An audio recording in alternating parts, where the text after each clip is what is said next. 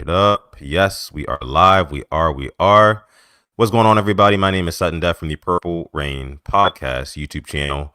I just want to check in with you guys, do a little questions and answers here about all things Ravens related, even NFL. Honestly, you can ask me anything about anything. But of course, this is a Ravens channel, so feel free to ask me anything Ravens related. Make sure you sound off in the live chat if you're watching live on YouTube. If you're watching on X, make sure you sound off there. And if you're watching on Instagram, let us know you're here. Also, like the video, subscribe to the channel. If you're watching on YouTube, that helps me and Alex out a whole bunch, right? And it's the holiday season. If it's something that you want to gift us for the holidays, gift us a like, gift us a sub if you're new, maybe a chat donation. We'd appreciate all three of those things. RJ said that man did a pop quiz on us. Yes, sir. It is a Tuesday evening and I am live. Again, I want to start showing up more for my Rain Gang family. You know what I'm saying? So I'm here. Hard Knocks comes on tonight. I'm excited for that. We should have some more Ravens content on Hard Knocks tonight because they just had that game against the Giants. Of course, the Steelers dropping that game against the Eagles. That one's going to be very interesting to see what's going on inside that locker room. Shout out to the HBO crew, just real quick, for like turning around these episodes so quick because like literally a game will happen on Sunday and then they've got the full coverage of it on Tuesday. And ready to go, ready to release. So, and I imagine their deadline is way before that even. So, shout out to them. Let me see. RJ says, how do you watch Hard Knocks? It's on HBO, man. It's on HBO. If you want HBO, I don't know if you have Max. I think that's what they call it now, Max, HBO Max, or just Max. You can go on there. You can watch it. I don't think it's available like anywhere else. HBO, like very, very cards to the chest with their content. But if you do have Max, go ahead and check it out. It's great, honestly. It's really good cinematography. How they kind of get inside these organizations it's a lot different from what you would see in like a Ravens Wired episode, right? Or like any other rendition of a team's post-game cinematic video or whatever it is, right? Chike says, what is your early parlay?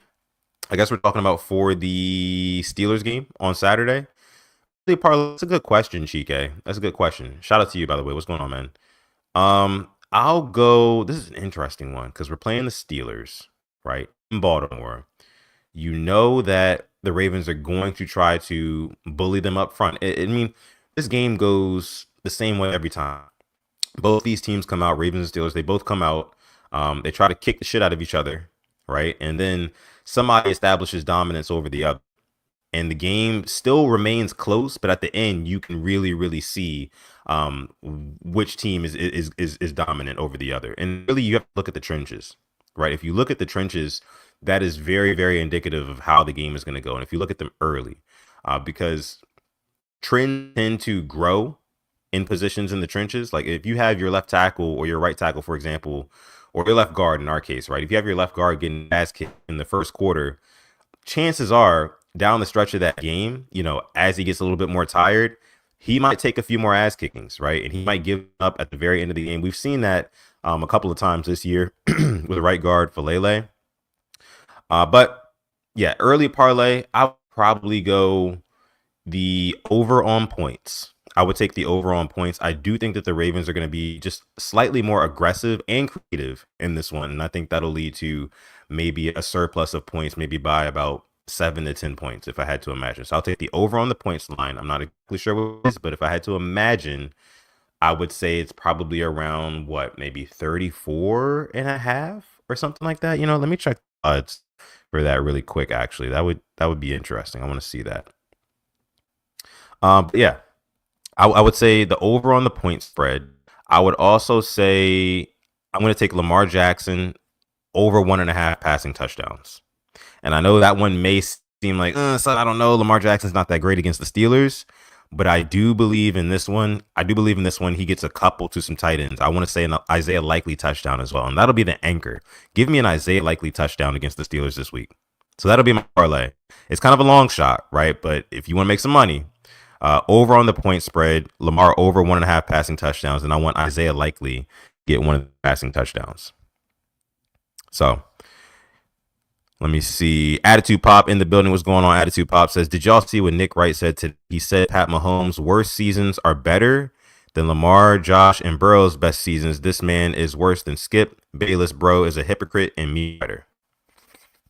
Okay, so I did not see Nick Wright say that, but I would imagine his angle in that argument is that, in some of Patrick Mahomes' weaker seasons statistically, he still won the Super Bowl. So, I wouldn't say that's necessarily wrong if that is his angle, right? But if his angle is simply like, oh, like if we're talking statistics, that literally cannot be true. Literally be true. Lamar Jackson has, at this point, especially if he finishes the season strong, he's got a couple, right? Greatest quarterback seasons of all time. Happen on separate occasions, right? He already got the 2 MVPs. People wouldn't really regard the 2023 MVP, the one from last year, as his best body of work statistically over the course of a regular season. But the 2019 MVP undoubtedly, top 10, top 15 quarterback seasons of all time. And if he keeps up what he's doing this year, right? I mean, the man's got 36 or 37 touchdowns, I want to say it is, and 3 interceptions. 37 total touchdowns and 3 interceptions. I mean, that's insane. It's literally better than the 2019 season. We can talk about the whole MVP Josh Allen thing if y'all want. But, Nick Wright, when it comes to Nick Wright, you have to take everything that he says with a grain of salt. And that's really all of the mainstream analysts. One of my guys on Twitter, shout out to my guy D Will. He's a Steelers fan, by the way. He's real cool. He was telling me earlier today, they got to drive ratings on these shows. So they're going to push the most ridiculous narratives. It's going to get the most clicks. It's going to get the most engagement, and it's going to get them the most, viewership and money.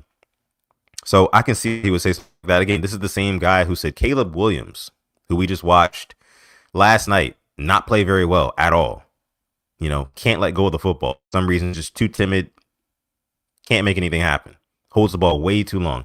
He said Caleb Williams, before the season started, he said Caleb Williams was Lamar Jackson. So, again, got to take what he says with a grain of salt. Jen Morey, what's going on? Says the Ravens beating the Steelers by the score of 17-16. Wow. That would be a classic Ravens Steelers score. Would I like that victory? Yes. Would I love it? No. Because it still shows that we haven't really figured out the Steelers yet. If we win a game 17-16, that means it got down the wire and we found a way to win. And trust me, I love it when the Ravens find a way to win. But it doesn't really show that you have mastery over this team. At this point, that's what I need to see. I need to see an ass kicking.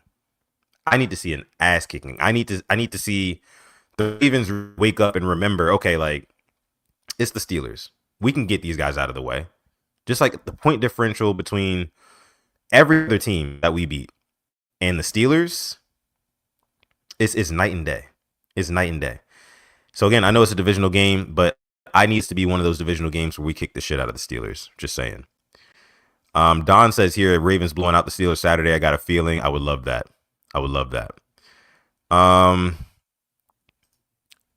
Attitude Pop says, if Lamar wins the Super Bowl and Super Bowl MVP, where would he rank all time, in your opinion? Super Bowl and Super Bowl MVP,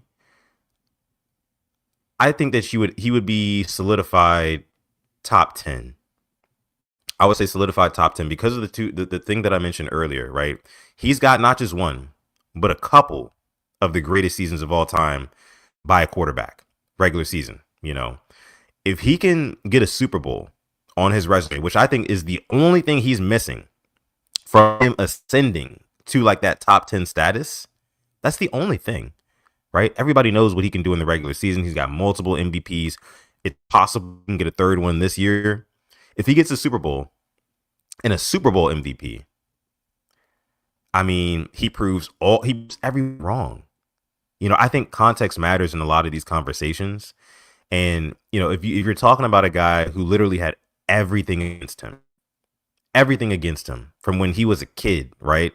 People telling him he couldn't play quarterback, even all the way up to, him trying to get recruited to college.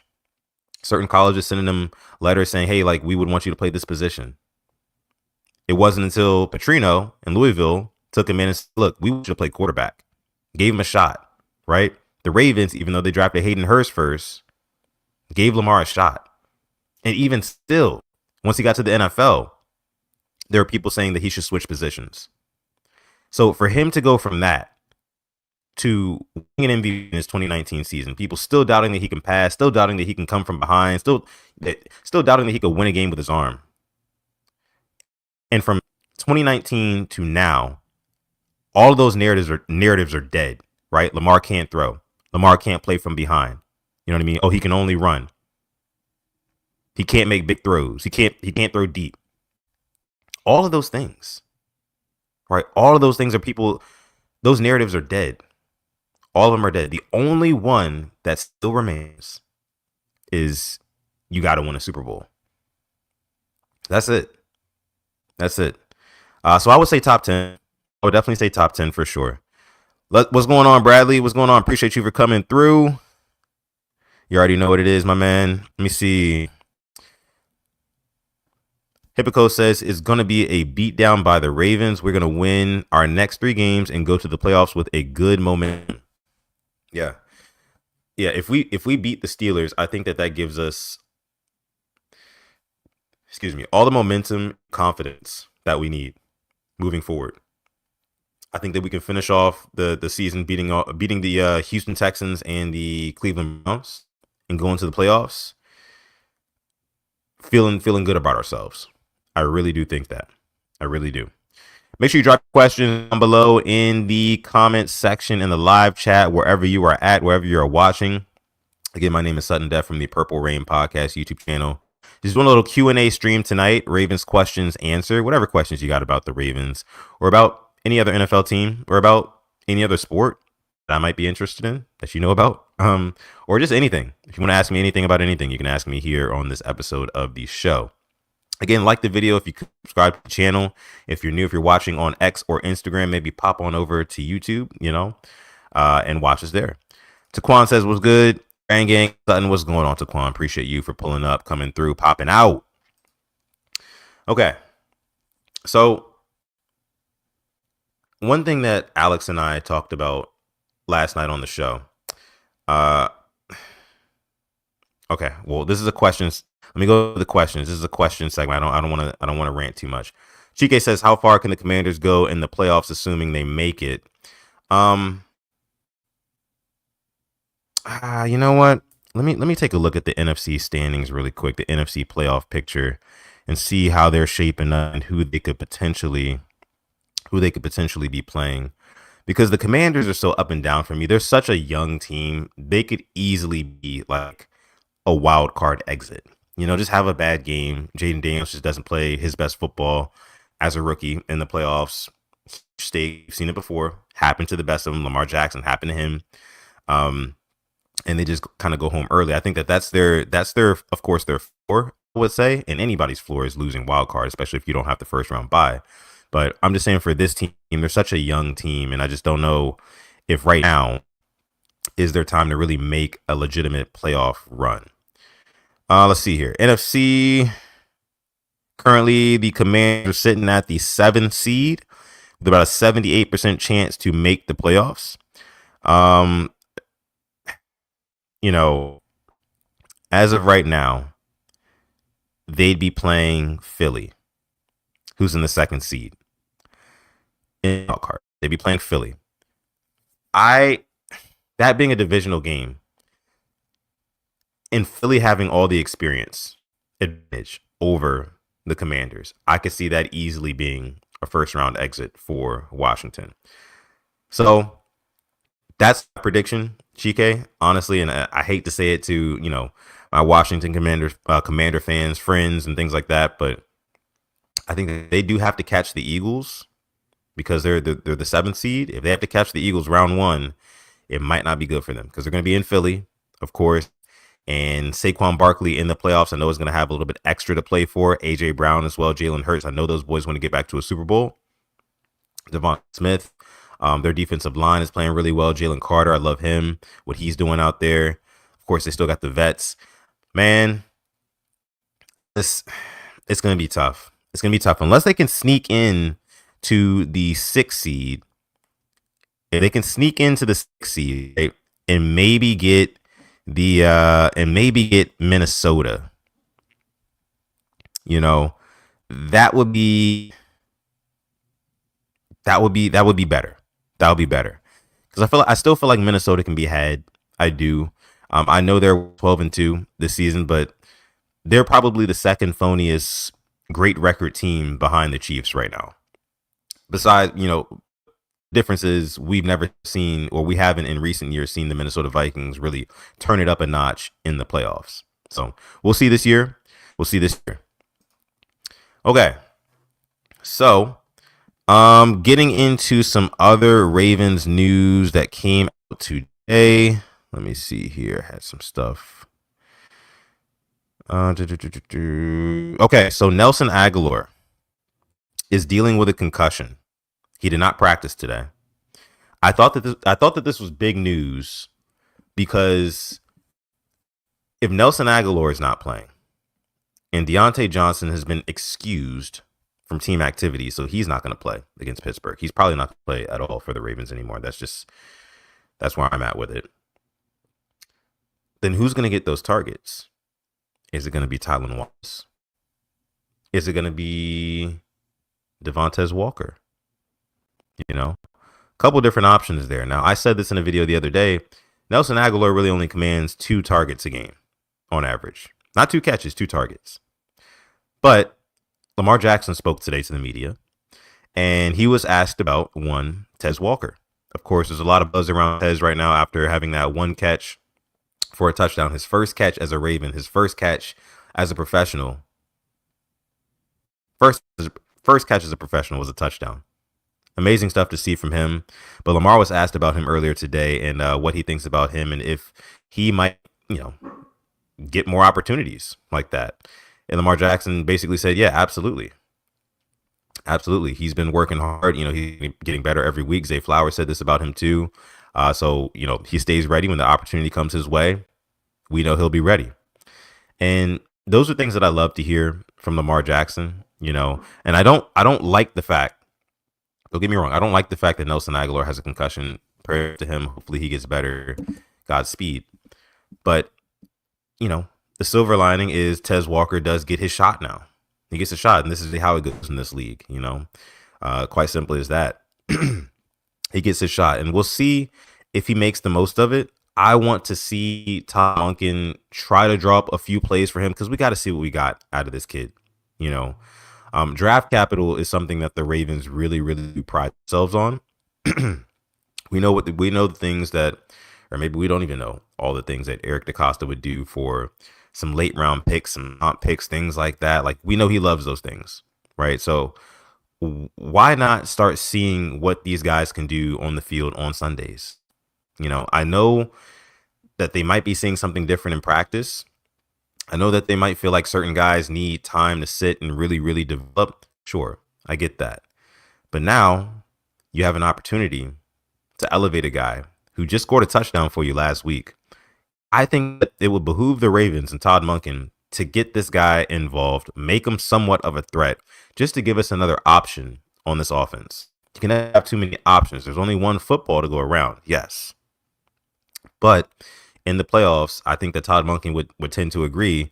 There are definitely, benefits to having a wider playbook, right, at your disposal. So, Chris in the house says, sorry, two-toe tap Trey or Tez. Toe tap Tez. Is that what his name is?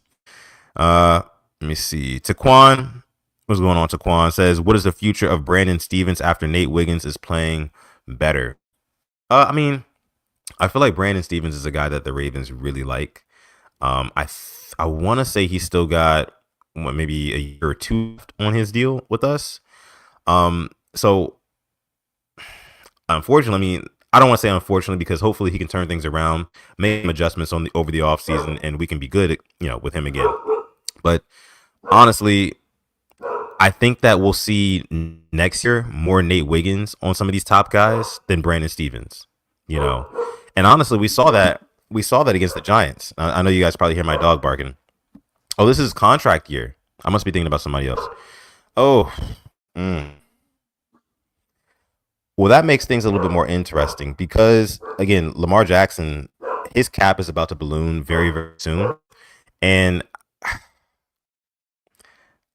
dare I say, with a Nate Wiggins, with a Marlon Humphrey, who we know we're going to keep, Tre'Davious White, who's been playing pretty well, they might let him go.